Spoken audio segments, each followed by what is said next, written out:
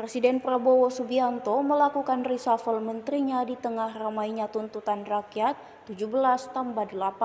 Salah satunya adalah Menteri Keuangan Sri Mulyani. Ia diganti Purbaya Yudi Sadewa, alumni ITB jurusan Teknik Elektro. Dalam keterangan pers perdana sebagai Menteri Keuangan, Purbaya menanggapi hebohnya tuntutan 17+8.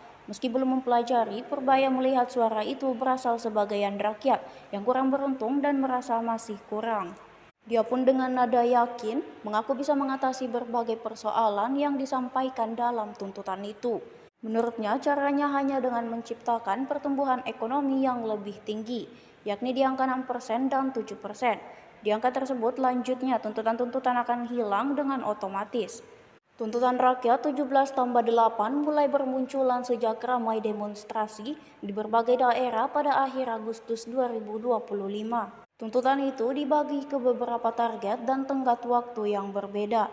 Sebanyak 17 tuntutan wajib diselesaikan dalam sepekan hingga 5 September 2025 oleh Presiden Prabowo, DPR, Ketua Umum Partai Politik, Kepolisian, TNI, dan Kementerian Sektor Ekonomi.